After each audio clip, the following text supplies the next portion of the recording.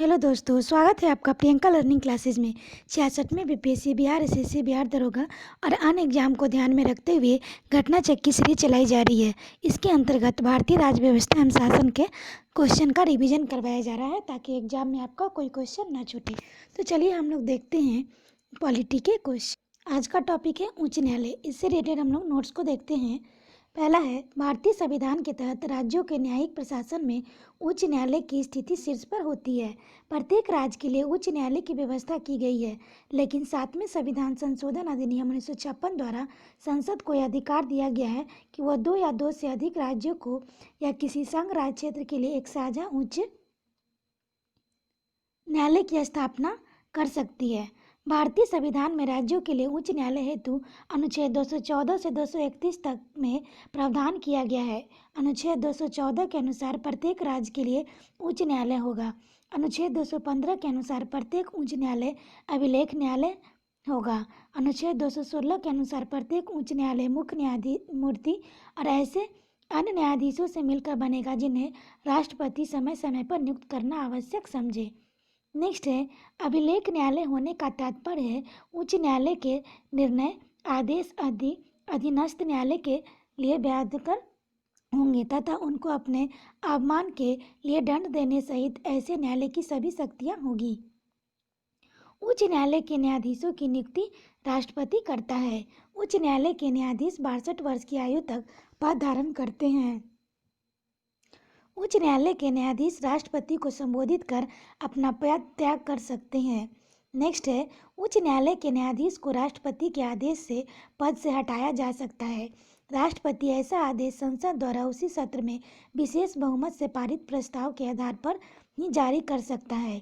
उच्च न्यायालय के न्यायाधीशों को भी उच्चतम न्यायालय के न्यायाधीशों के समान प्रक्रिया तथा सिद्ध कदाचार व क्षमता के आधार पर ही हटाया जा सकता है।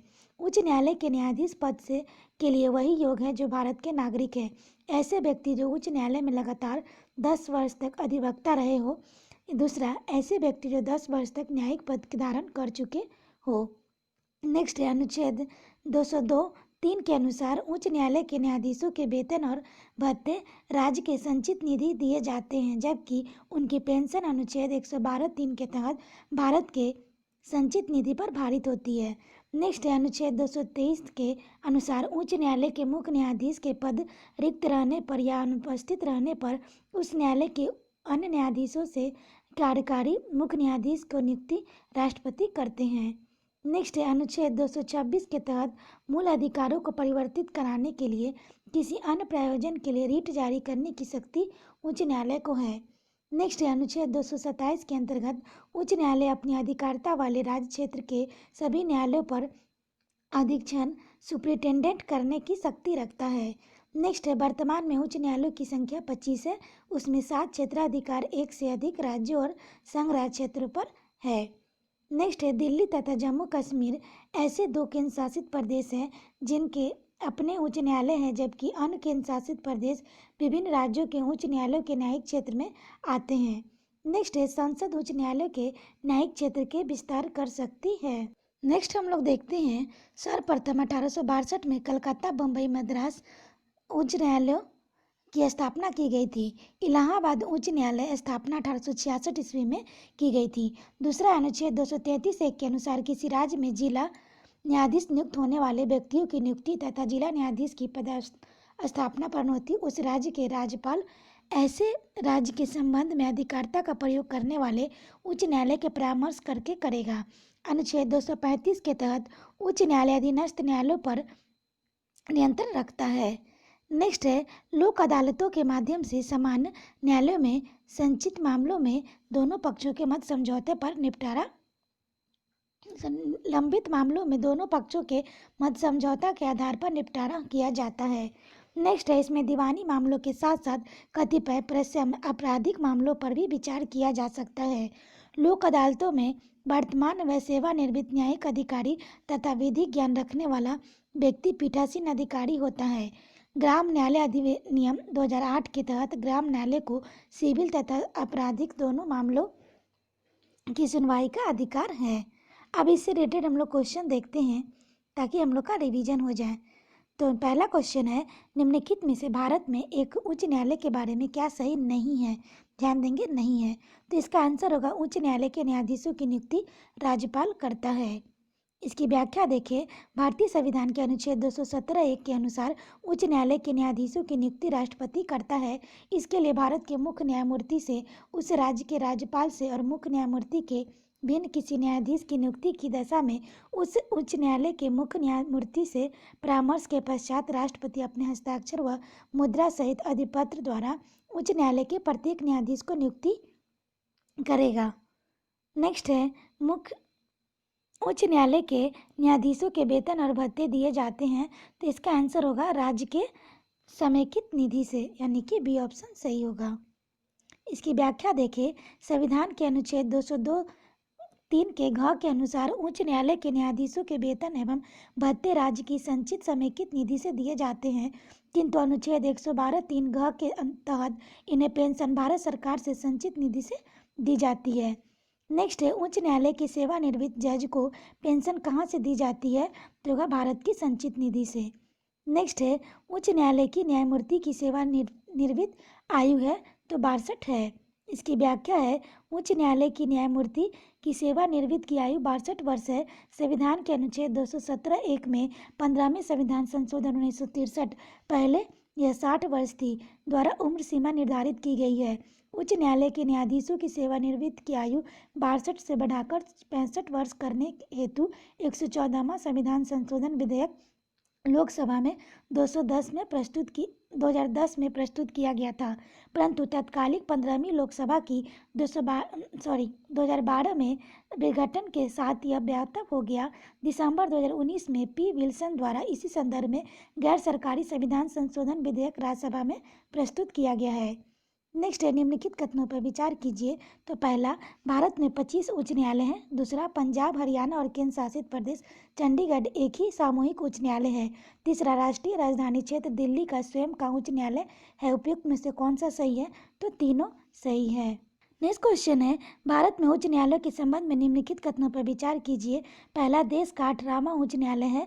दूसरा, उनमें से 3 का क्षेत्राधिकार एक राज्य से अधिक पर है। तीसरा, किसी भी संघ राज्य क्षेत्र में अपना उच्च न्यायालय नहीं है। चौथा, उच्च न्यायालय के न्यायाधीश 62 वर्ष की उम्र तक पद धारित करते हैं। तो इसका आंसर होगा केवल 4। नेक्स्ट है, भारत के उच्च न्यायालयों की संख्या है। तो इसका हम लोग व्याख्या देखें। प्रश्नकाल के दौरान भारत में उच्च न्यायालयों की संख्या 21 थी, जबकि वर्तमान में कुल 25 उच्च न्यायालय है। नेक्स्ट है, जब किसी उच्च न्यायालय का मुख्य न्यायाधीश प्रशासनिक हैसियत से काम करता है तो वह अधीन होता है तो ये उच्च न्यायालय के अन्य न्यायाधीशों में से किसी भी रीट की अधिकारिता के। नेक्स्ट क्वेश्चन है, उच्च न्यायालय की परमादेश जारी करने की शक्ति के अंतर्गत आते हैं। तो उपरोक्त सभी अधिकार यानी संवैधानिक अधिकार, संवैधानिक सर्वाधिक अधिकार, मौलिक अधिकार। इसकी व्याख्या देखिए, उच्चतम न्यायालय के अनुच्छेद 32 के तहत, उच्च न्यायालय के अनुच्छेद 226 के तहत मूल अधिकारों के लिए अधिकार की रक्षा के लिए बंदी प्रतिक्षण, परमादेश और प्रतिषेध उत्प्रेषण अधिकार परीक्षा संबंधी रिटें निकालने का अधिकार है। किंतु जहां उच्चतम न्यायालय केवल मूल अधिकारों की रक्षा के लिए इन्हें निकाल सकता है, वहीं उच्च न्यायालय मूल अधिकारों सहित अन्य विधिक अधिकारों की को प्रभावित कराने के लिए रिटों को निकाल सकता है। नेक्स्ट है, किस उच्च न्यायालय ने यह फैसला दिया है कि एक ही बार में 3 बार तलाक कहने से तलाक होना गैर कानूनी है? तो इलाहाबाद उच्च न्यायालय। इसकी व्याख्या देखिए, इलाहाबाद उच्च न्यायालय ने रहमतुल्लाह बनाम स्टेट ऑफ यूपी 1994 के मामले में यह निर्णय दिया था, एक ही बार में 3 तलाक कहने से तलाक होना गैर कानूनी है, क्योंकि इस प्रकार तलाक पवित्र कुरान तथा भारतीय संविधान के प्रावधानों दोनों के विरुद्ध है। मुस्लिम महिलाएं विवाह के अधिकारों का संरक्षण अधिनियम 2019 के तहत एक ही बार में 3 बार तलाक कहने का संज्ञेय अपराध घोषित किया है। नेक्स्ट है, अंडमान और निकोबार द्वीप समूह पर निम्नलिखित उच्च न्यायालयों में से किसका एक का क्षेत्राधिकार है? तो कोलकाता में है। इसकी व्याख्या है, अंडमान एवं निकोबार द्वीप समूह पर कोलकाता उच्च न्यायालय का क्षेत्राधिकार है, जिसकी सर्किट बेंच पीठ पोर्ट ब्लेयर में है। वर्तमान में 7 उच्च न्यायालय ऐसे हैं जिसकी अधिकारिता एक से अधिक राज्यों संघ राज्य क्षेत्रों पर है, जो बॉम्बे उच्च न्यायालय, कलकत्ता उच्च न्यायालय, गुवाहाटी उच्च न्यायालय, केरल उच्च न्यायालय, मद्रास उच्च न्यायालय, पंजाब एवं हरियाणा उच्च न्यायालय, जम्मू कश्मीर उच्च न्यायालय है।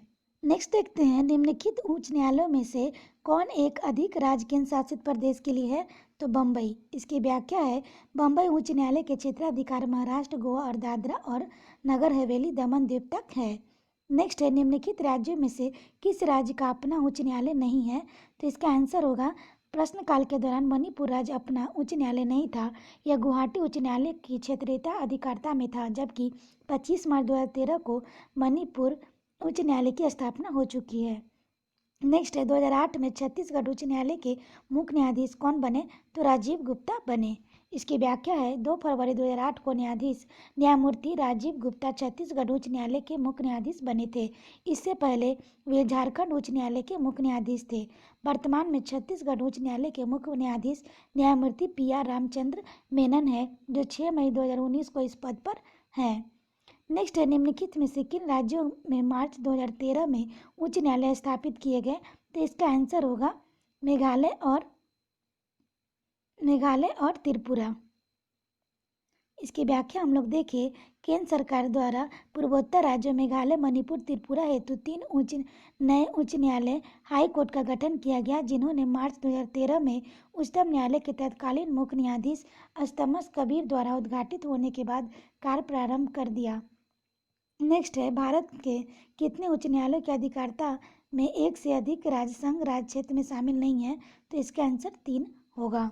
इसकी व्याख्या है, संघ राज्य क्षेत्रों को छोड़ दिया जाए तो 3 ऐसे उच्च न्यायालय हैं जिसकी अधिकारिता क्षेत्र एक से अधिक राज्य है। पहला गुवाहाटी उच्च न्यायालय अरुणाचल प्रदेश, असम, नागालैंड, मिजोरम। दूसरा बॉम्बे उच्च न्यायालय महाराष्ट्र और गोवा। तीसरा पंजाब एवं हरियाणा। नेक्स्ट है, निम्न उच्च न्यायालयों में से किस उच्च न्यायालय की सबसे अधिक बेंच है? तो इसकी हम लोग व्याख्या देखें, कलकत्ता उच्च न्यायालय की मूल पीठ और एक बेंच पोर्ट ब्लेयर में है। मध्य प्रदेश उच्च न्यायालय की मूल पीठ जबलपुर और 2 बेंच ग्वालियर एवं इंदौर है। बॉम्बे उच्च न्यायालय की मूल पीठ मुंबई और 3 बेंच नागपुर, पणजी और औरंगाबाद है। गुवाहाटी उच्च न्यायालय की मूल पीठ गुवाहाटी और 3 बेंच कोहिमा, आइजोल, ईटानगर है। पहले गुवाहाटी उच्च न्यायालय में 6 बेंच थी, परंतु मार्च 2013 में मणिपुर, मेघालय और त्रिपुरा उच्च न्यायालय के गठन के पश्चात अब 3 बेंच शेष रह गई है। वर्तमान परिप्रेक्ष्य में इस प्रश्न से मुंबई और गुवाहाटी उच्च न्यायालय का सर्वाधिक 3 बेंच हैं। नेक्स्ट है, निम्नलिखित में से किसके मामले में उच्च न्यायालय और उच्चतम न्यायालय दोनों की अधिकारिता में आते हैं? तो जगह मूल अधिकारों का संरक्षण। इसकी व्याख्या है, मूल अधिकारों का संरक्षण उच्च न्यायालय के उच्च न्यायालय दोनों के अधिकारिता में आते हैं। अतः इस हेतु उच्चतम न्यायालय का अनुच्छेद 32 के अंतर्गत उच्च न्यायालय के अनुच्छेद 226 के अंतर्गत रिट जारी करने की शक्ति दी गई है। ज्ञातव्य है कि उच्च न्यायालय को ही संविधान का संरक्षक या अभिभावक कहा गया है। नेक्स्ट है, एक ऐसी याचिका जो न्यायपालिका द्वारा जारी की जाती है तथा जिसमें कार्यपालिका से कहा जाता है वह ऐसा कार्य करे जो उसे प्रबद्ध शक्तियों के अंतर्गत करना चाहिए था, उस रीट याचिका को कहा जाता है मैडेमस। इसकी व्याख्या है, मैडेमस परमादेश का आदेश है, हम आदेश देते हैं। इस प्रकार इस याचिका द्वारा कार्यपालिका उस कार्य को करने के लिए कहा जाता है जो उसे प्रदत्त शक्तियों के अंतर्गत दायित्व के निर्वहन हेतु करना चाहिए। नेक्स्ट है, जब सर्वोच्च न्यायालय किसी व्यक्ति या संस्था को उसके दायित्व के निर्वहन हेतु लेख जारी करता है उसे कहते हैं, तो उसे परमादेश कहते हैं। नेक्स्ट है, निम्न में से कौन सा राज्य उच्च न्यायालय के मुख्य क्षेत्राधिकार नहीं है? तो परामर्श संबंधी क्षेत्राधिकार। इसकी व्याख्या है, भारतीय संविधान के अनुसार परामर्श संबंधी क्षेत्राधिकार अनुच्छेद 143 के तहत मात्र सर्वोच्च न्यायालय का है। प्रश्नगत अन्य क्षेत्राधिकार राज्यों के उच्च न्यायालयों के भी हैं। ज्ञातव्य है कि संघ और राज्यों के बीच विवादों के निर्णय का प्रारंभिक और एकमेश्वर क्षेत्राधिकार सर्वोच्च न्यायालय के पास है, परंतु मूल अधिकारों को लागू करने के संबंध में प्रारंभिक क्षेत्राधिकार उच्च न्यायालयों का भी है, अनुच्छेद 226 के तहत। नेक्स्ट हम लोग देखते हैं, निम्न में से कौन एक रीट न्यायालय की कार्यवाही लंबित होने की दशा में लागू की जाती है? तो हो जाएगा प्रतिषेध प्रोहिबिशन। इसकी व्याख्या देखिए, प्रतिषेध प्रोहिबिशन रीट न्यायालय की कार्यवाही लंबित रहने की दशा में लागू की जाती है जब निचला न्यायालय अपने अधिकार क्षेत्र से बाहर किसी विषय पर सुनवाई करता है तो ऊपरी न्यायालय प्रतिषेध रीट जारी करके मामले में अपने पास मंगा लेता है। नेक्स्ट है, एक उच्च अधिकार प्राप्त न्यायालय द्वारा उत्प्रेषण रीट जारी की जाती है, तो इसका आंसर हो जाएगा पहला, एक अधीनस्थ न्यायालय को यह पुनरीक्षित हेतु एक मामले विशेष की कार्रवाई के अभिलेख उन्हें स्थानांतरित कर दे। इसकी व्याख्या है, एक उच्च अधिकार प्राप्त न्यायालय द्वारा एक अधीनस्थ न्यायालय को उत्प्रेषण रिट जारी की जाती है। वह पुनरीक्षण हेतु एक मामले में विशेष की कार्रवाई का अभिलेख नहीं उन्हें स्थानांतरित कर दे। यही अधीनस्थ न्यायालय ने अपने अधिकार क्षेत्र में बाहर निर्णय दे दिया है तो ऊपरी न्यायालय उत्प्रेषण रिट के द्वारा निचले न्यायालय के निर्णय को रद्द कर देता है और मामले और उसे अपने पास लेकर पुनः सुनवाई करता है। विकल्प बी प्रतिषेध, विकल्प सी अधिकार परीक्षा, विकल्प डी बंदी प्रतिरक्षण रिट से संबंधित है। नेक्स्ट है, निम्न में से कौन सी याचिका अधीनस्थ न्यायालयों की कार्य पद्धति का परीक्षण करती है? तो उत्प्रेषण। इसकी व्याख्या देखिए, उत्प्रेषण एवं प्रतिषेध याचिका अधीनस्थ न्यायालयों की कार्य पद्धति का परीक्षण करती है। जब अधीनस्थ न्यायालय अपने अधिकार क्षेत्र से बाहर किसी विषय पर सुनवाई करता है तो ऊपरी न्यायालय प्रतिषेध याचिका द्वारा मामले से अपने पास मंगा लेता है। जबकि यदि अधीनस्थ न्यायालय ने अपने अधिकार क्षेत्र से बाहर निर्णय दे दिया तो ऊपरी न्यायालय उत्प्रेषण याचिका के द्वारा उस निर्णय को रद्द कर मामले को उसे पास अपने पुनः सुनवाई करता है। नेक्स्ट क्वेश्चन देखते हैं। नीचे दो वक्तव्य दिए गए हैं, कथन और कारण। तो पहला कथन है, न्यायालय के आदेशों की जानबूझ अवज्ञा करना या उनका पालन न करना न्यायिक व्यवहार के बारे में अनादर सूचक भाषा का प्रयोग करने न्यायालय की अवमानना की कोटि में आता है। कारण, न्यायिक सक्रियता के बाद न्यायपालिका को अवमाननापूर्ण व्यवहार को दंडित करने से दंडात्मक अधिकार दिए बिना कार्यान्वित नहीं किया जा सकता। तो इसका आंसर होगा कथन कारण दोनों सही है, कथन कारण का सही व्याख्या नहीं है। नेक्स्ट है, निम्नलिखित कथनों पर सही विचार करना है। तो कथन है, जनहित याचिका जन सहयोगी नागरिकों को न्यायालय तक जाने की स्वीकृति देती है। कारण, जन सहयोगी व्यक्ति उस व्यक्ति के लिए न्याय मांग सके जिस कारण से न्यायालय तक पहुंच पाने में असमर्थ है। तो इसका आंसर हो जाएगा कथन कारण दोनों सही है, कथन कारण का सही स्पष्टीकरण है। इसकी व्याख्या देखिए, जनहित याचिका के माध्यम से नागरिक समाज का कोई व्यक्ति या समूह किसी व्यक्ति समूह या समाज के हित संबंधी मामले में न्यायिक उपचार की प्राप्ति हेतु न्यायालय जा सकता है। इस प्रकार कथन कारण दोनों सही है और कथन कारण सही व्याख्या है। नेक्स्ट है, निम्न कथनों पर विचार कीजिए। दिए गए कोटों में सही उत्तर चयन करना है। कथन, भारतीय नागरिकों के अधिकारों के संरक्षित करने में उच्च न्यायालय सर्वोच्च न्यायालय की अपेक्षा बढ़िया स्थिति में है। तो कारण, सर्वोच्च न्यायालय केवल मौलिक अधिकारों के संरक्षण के लिए परमादेश जारी कर सकता है। तो इसका आंसर हो जाएगा, इसका आंसर